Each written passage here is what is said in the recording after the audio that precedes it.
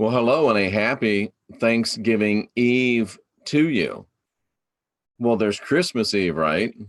Why shouldn't there be Thanksgiving Eve? So a happy Thanksgiving Eve to all of you here from all of us here, which is just me at NCK.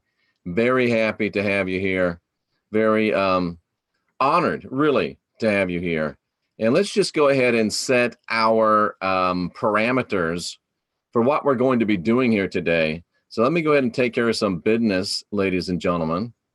And the first step of business would be to say that this program will be fully under the fair use rights, and federal law allows citizens to produce, distribute, or exhibit portions of copyrighted motion pictures, videotapes, or video discs under certain circumstances without authorization of the copyright holder. This is called fair use and is allowed for purposes of criticism, news reporting, teaching, which you're going to be doing teaching. We're going to be doing criticism, and we're going to be doing a tiny bit of parody, which does not infringe on the copyright under 17 USC 107.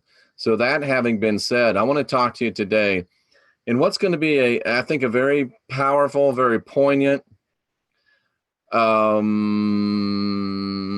going to be a turning point likely in the direction of NCK and in the direction of the acceptance or lack thereof for NCK. So it's going to be one of those times, and I hope that you can hear this, but let's go ahead and set the stage. Some of you are saying, what the hell is the Kobayashi Maru? And what does it have to do with truthers anyway? So let me just set the stage for you, show you something here for educational, for parody, and for criticism purposes. I want to share this with you, and I want you to listen up and understand, because there's some key points that we're going to break down, and we are going to analyze some of this, and I want you to see it, and I want you to understand it, and I want you to know exactly what we're talking about, ladies and gentlemen. So here we go. Sir, may I ask you a question? What's on your mind, Lieutenant? The Kobayashi Maru, sir. Are you asking me if we're playing out that scenario now? On the test, sir. Will you tell me what you did? I would really like to know. Lieutenant, you are looking at the only Starfleet cadet who ever beat the no-win scenario. How? I reprogrammed the simulation so it was possible to rescue the ship. What? He cheated. Changed the conditions of the test. Cut a commendation for original thinking. I don't like to lose. Then you never faced that situation. Faced death. I don't believe in the no-win scenario.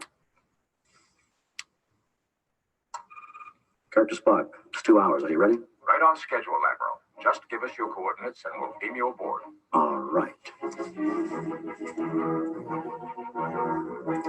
I don't like to lose. So that, ladies and gentlemen, was, I believe, then Admiral James T. Kirk, and I got to stop this. I'm with you. Sorry about that. Then Admiral James T. Kirk, and it was the Kobayashi Maru test. And let me give you an idea of what the Kobayashi Maru is. It's Star Trek lore. It's Starfleet Academy is kind of the academy where all of the guys go before they become Starfleet officers. You know, it's like West Point. It's like Annapolis. It's like the Air Force Academy. And in the Air Force Academy or the Naval Academy, it's a combined service academy for all of us that are Star Trek geeks. There was a test that every cadet had to take. And it was a computer simulation. It was a test that every cadet had to take that was in Starfleet Academy. It was a computer simulation. And that computer simulation depicted a scenario where a vessel named the Kobayashi Maru, or Kobayashi Maru, actually, was disabled in I believe, the Romulan neutral zone, which you're not allowed to cross out of Federation space and go into the neutral zone. But the commander, in this case, a cadet, was faced with a scenario of having to violate treaties, to try to rescue, I think, about 1,000 people. And as soon as the cadet would go into the neutral zone, they'd be surrounded by Romulan vessels and face certain death or capture and death by torture. So it was a no-win scenario. There was no way to win. There was no way to come out on top. There was no way to be victorious in this scenario. And it was supposedly gauged to test how a cadet would react in the face of death, how the cadet would react in the face of the no-win scenario. And I think this was about 100 years of Starfleet Academy, at least 50. And in all that time and all those cadets, no one had ever defeated the no-win scenario until James T. Kirk decided that he would cheat. He would reprogram the scenario, which meant hacking into the computer system, implanting a virus, and in a sense becoming that virus, and creating a scenario where it was possible to rescue the Kobayashi Maru without getting anybody killed. And he got a commendation for original thinking, and a legend was born. That was probably the beginning of the James T. Kirk legend. Talking about him as if he's a real person. We, believe it or not, I do know that he's not a real person, even though many times I think he is. And in my life, there's certainly a James T. Kirk tulpa, because he was a real person to me. He had a profound effect on my childhood, and no short and in no small amount helped make me who I am today. And there's a lot of people that have that same confession, if you will, about James T. Kirk. But yeah, Madam Cat Rooney Cassie says, shut up, he's real. Absolutely, Cat, I'm with you 100%. And okay, Jeff, that's a cool little story, but what the hell does that have to do with the truther movement and with not believing in a no-win scenario? I'm about to get myself in trouble, and that's okay, because I'm used to that. I kind of live in trouble. And let's just check the chat room real quick and see if we have any Star Trek or Captain Kirk questions or comments. Fantastic show with Jay, longtime David Icke fan. I believe that we're going to get David Icke on this channel. Can we hit the like button before we start? Thank you. Thanksgiving. Happy Thanksgiving to all of you. Good morning mantra today. You might want to check it out and listen to it. I didn't know that Brian Parker wasn't a U.S. citizen. Sorry, miss taking care of mom. Sorry about that, alley-oop. I feel your pain. So Nigel's been to a U.S. friend's house for Thanksgiving. Losing sucks. I agree with Kirk. Always be relentless. Absolutely. One who's passionate about enlightenment. Geeking out right now. Absolutely. Madame Cat. Spock never took it. Spock didn't take it. That's right. Because he allegedly programmed it. Anyway. I'm a big fan of the Star Trek series. I am as well, also known as a Catch-22. Great. That's right. Scott Severini, what does God need with a starship?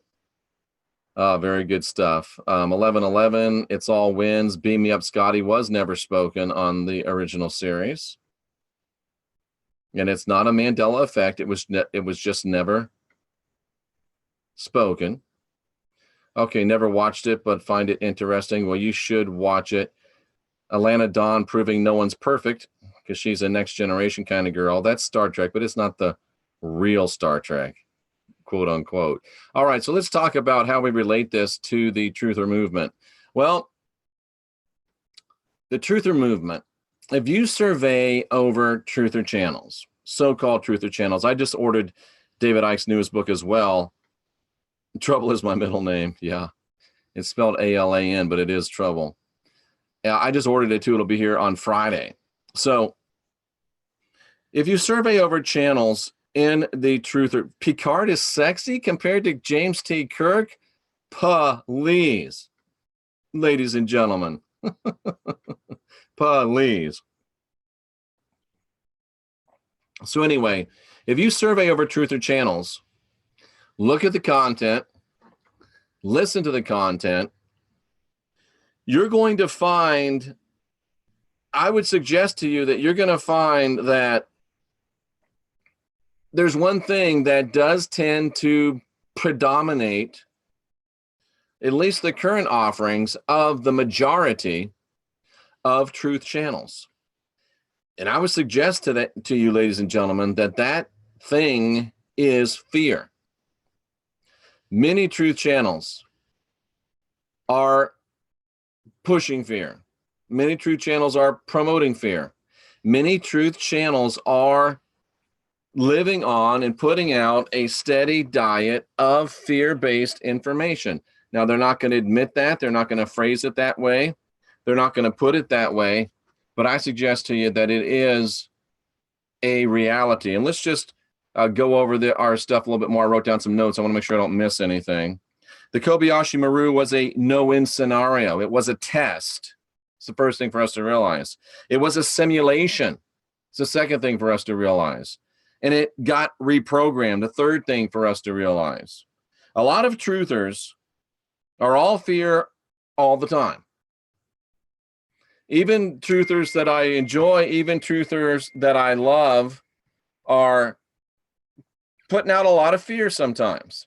And I do take exception to that, and they know I take exception to that, and they know that I don't like it, and I have been very, very unafraid of speaking out about it. And as I go to the desert this next week, we might even have some discussions about that with some folks that are there. I don't know, because I know there's a lot of people that love Derek and follow Derek that aren't really all that thrilled with me. I go on his channel, I see that you should cut Jeff loose and blah, blah, blah, and that's okay. And you know what? That's between Derek and I. But a lot of the truthers are, I won't say all fear all the time, but there's a lot of fear put out there. And there's a lot of fear put out there from truthers regarding eschatology, regarding the rapture, regarding this supposed rapture, this supposed 3 days of darkness, this supposed tribulation, these supposed trumps, these supposed vials, these supposed antichrist, the supposed rebuilt temple. All of this eschatology that I have proven over and over and over again is nothing but Jesuit created fear doctrine. Up until the 16th century, ladies and gentlemen, for 1,550 years, there was no debate. Everybody was NCK all the way. Everybody was.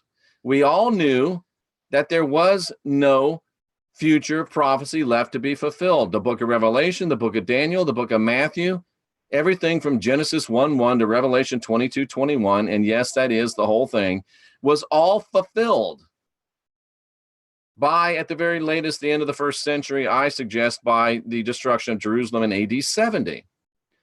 And anyone that says that there's anything left to be fulfilled is engaging in Jesuit-inspired fear porn.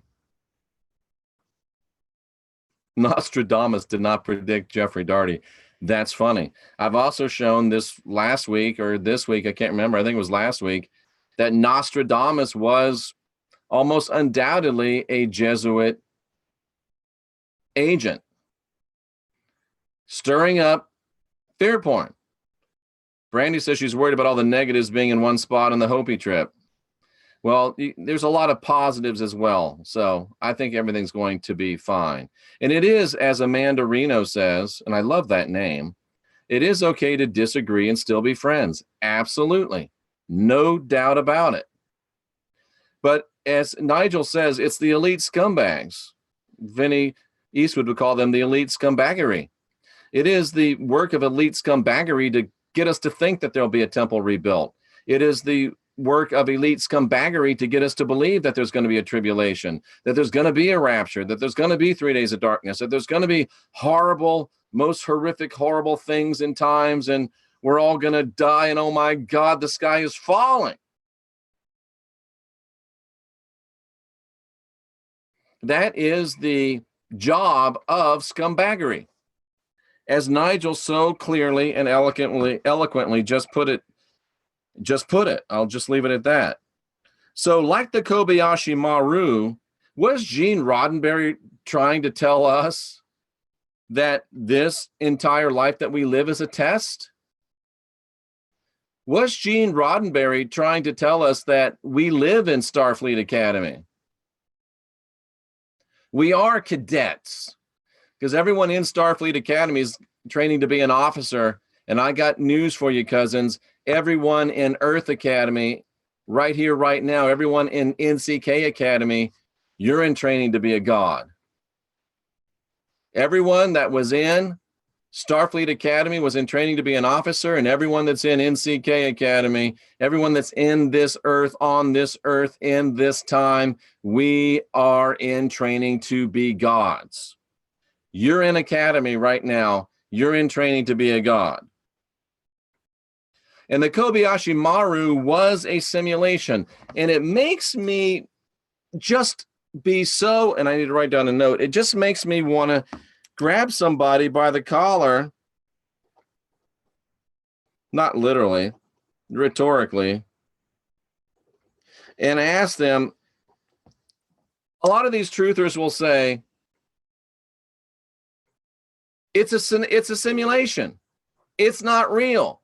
We're living in a computer simulation. We're living in a matrix. And then with the next breath, they'll talk about how horrible it's going to be.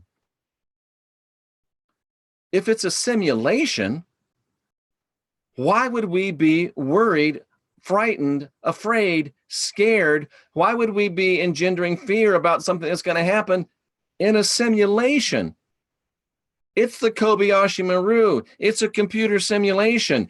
It's not real. And if it's not real, you shouldn't have to fear it.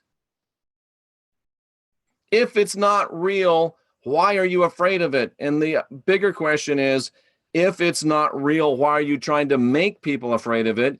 If it's not real, why are you producing content that causes people to be afraid of it?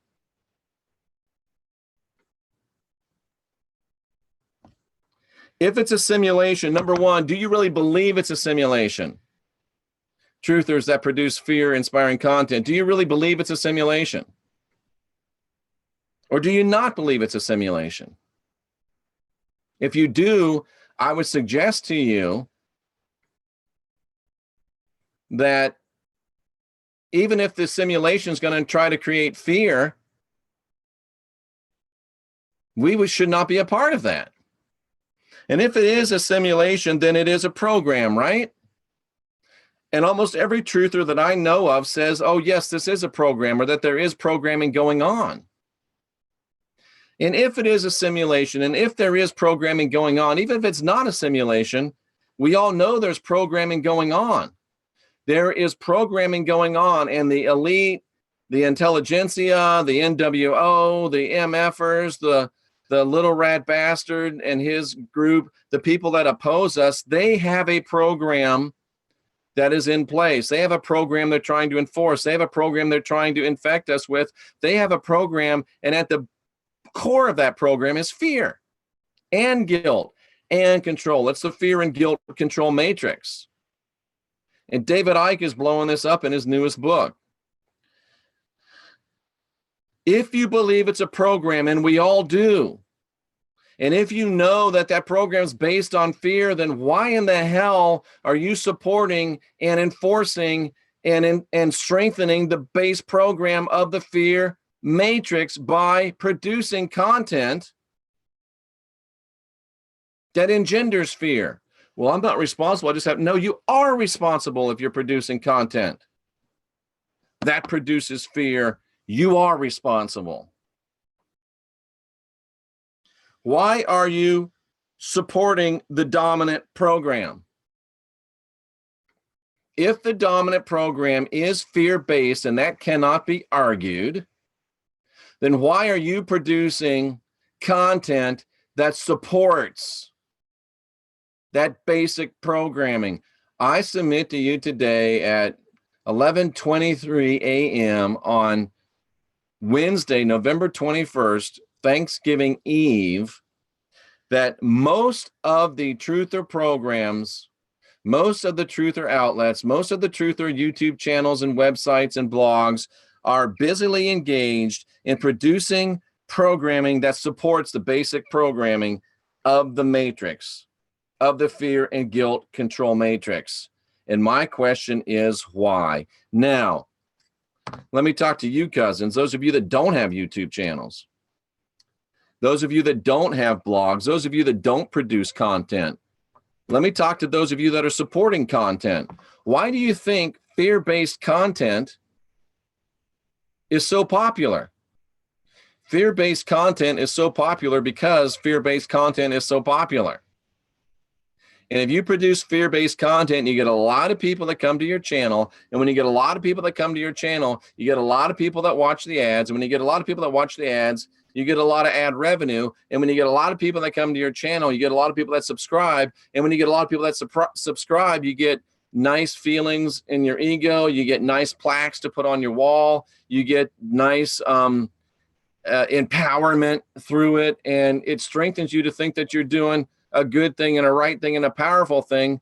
But if you're bringing more people into programming that supports the basic programming of the matrix, who are you working for? Who are you working for? Remember, ladies and gentlemen, Gene Roddenberry taught us that we're all in Starfleet Academy. Gene Roddenberry told us that we all have to take the Kobayashi Maru. The Kobayashi Maru is a test.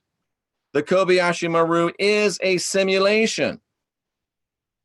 We're in a test. We're in a simulation. Well, we just have to deal with reality, Jeff. We just have to talk about what's going on. Really? I've got a suggestion for you. I suggest we cheat. I suggest that instead of going along with the programming, instead of supporting the programming, instead of producing programming that supports the basic programming of the simulation, of the test, I say we go James T. Kirk on them and we reprogram the no-win scenario. Well, Jeff, you can't deny that there's going to be a tribulation. Yes, I can, and yes, I do. I'm reprogramming this simulation. Well, Jeff, you can't deny that there's going to be perilous times to come. Yes, I can, and yes, I do. I'm reprogramming this simulation. Well, Jeff, you can't deny that there's going to be a tribulation and an antichrist, and there's going to be horrible things happening. Yes, I can, and yes, I do. I'm reprogramming this simulation. I know that the Jesuits wrote the Kobayashi Maru that says we can't win. I know that the Jesuits wrote the red heifer, and I'm reprogramming the red heifer. I know that the Jesuits wrote the tribulation, and I'm reprogramming the tribulation. I know that the Jesuits wrote the rebuilt temple, and I'm reprogramming the rebuilt temple. I know the Jesuits wrote the trumps and the vials that are going to come and fall from the sky, and I'm reprogramming the trumps and vials that are going to fall and come from the sky. I know the Jesuits wrote the rapture, and I'm reprogramming the rapture. I know that the Jesuits wrote the 3 days of darkness, and I'm reprogramming the 3 days of damn darkness. I know the Jesuits wrote all of this Kobayashi Maru, eschatology, Matthew 24, Daniel, Revelation program, and I'm cheating, and I'm reprogramming the program. I'm reprogramming the simulation. And it'd be a whole lot easier if you were working with me instead of against me.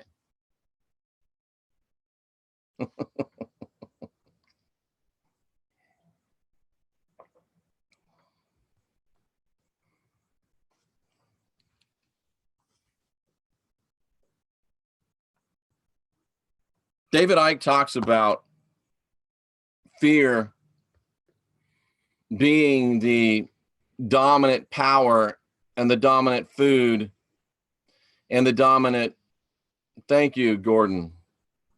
Truth bomb, witness, sorry. Witness the power of Father's words through you, Jeff. Witness is what is real. Witness what is real. We are the simulation. Earth is alive.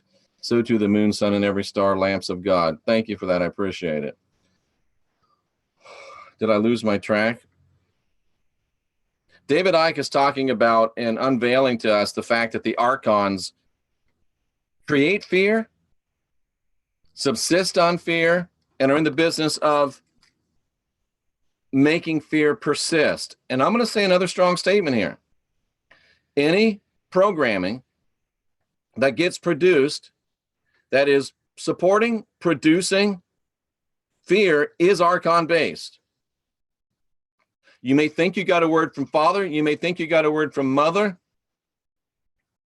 It was another father and another mother, brother or sister. Because if you're producing program that engenders, produces, or supports fear, you're supporting the matrix programming. That programming's fear-based. You're supporting, preaching, teaching, showing, growing, archon-based energy. Period. If you're producing or if you're supporting fear-based programming, you're supporting archonic programming and energy, and you are engaging in sub-Saturnian energy. David Icke has showed us and confirmed, really, that Saturn is kind of a gateway, and everything that's sub-Saturn or this side of Saturn, and I'm not talking about probably a geographical demarcation, but a spiritual demarcation, everything sub-Saturn is fear. We've got to get beyond Saturn. We've got to cheat. We've got to reprogram the simulation so it is possible to win.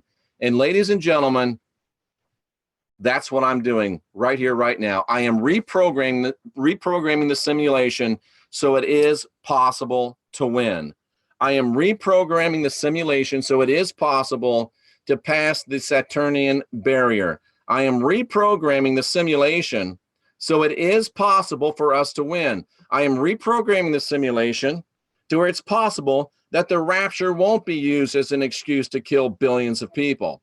I'm reprogramming the simulation so that they can't use a false flag alien invasion to take over the world. I'm reprogramming the simulation so they cannot use a false flag Jesus coming back Revelation style to take control of the world. I'm reprogramming the simulation so they can't build a second temple and deceive billions. I'm reprogramming the simulation so that Jesus can't get off a crucifix and start walking around and deceive billions. I'm reprogramming the simulation so that Christianity, which is on its last legs and going down for the last time, can't use some type of supernatural, end time, technological, eschatological extravaganza to get another breath and begin to live again. I'm reprogramming the simulation so none of this can happen. And I know it's never been done before. And I know it looks like I'm about the only one doing it. But guess what?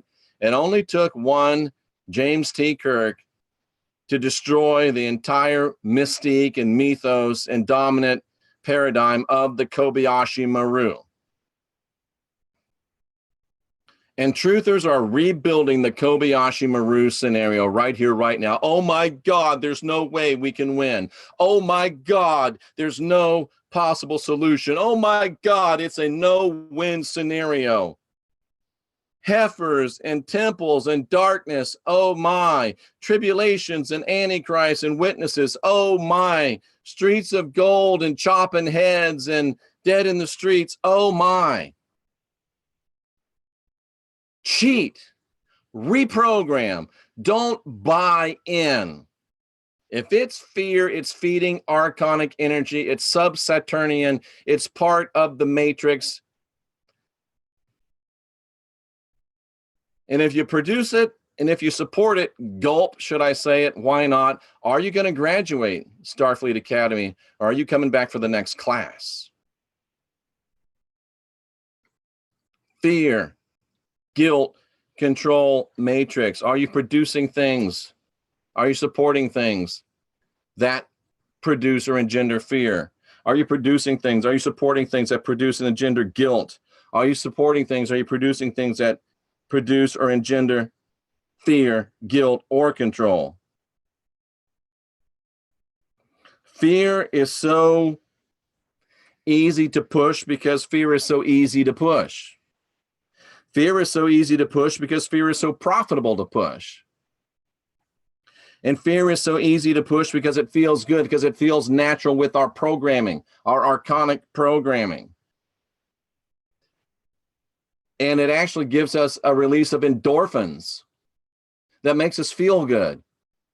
But I'm telling you, ladies and gentlemen, the release of chemicals from love and peace is better. And you also get a spiritual release that I can't explain to you until you feel it. And once you do, you'll understand it's much better than the rush you get from fear and guilt and control. Jeff, why are you doing this? Everything's going good. You're almost up to 30,000. Most people are talking good about you now. Most people like you now. Why are you doing this? Wouldn't it just be easier to keep your lips zipped? Wouldn't it just be easier to not ruffle the feathers? Wouldn't it just be easier to go along with the program? No doubt about it. It'd be a lot easier. So why am I doing this? I don't believe in the no-win scenario. And I don't like to lose. And I don't like you to lose. I'm trying to get you to not believe in the no-win scenario. As Mr. Spock was always fond of saying, I like to believe that there's always possibilities. And I don't believe in the no-win scenario.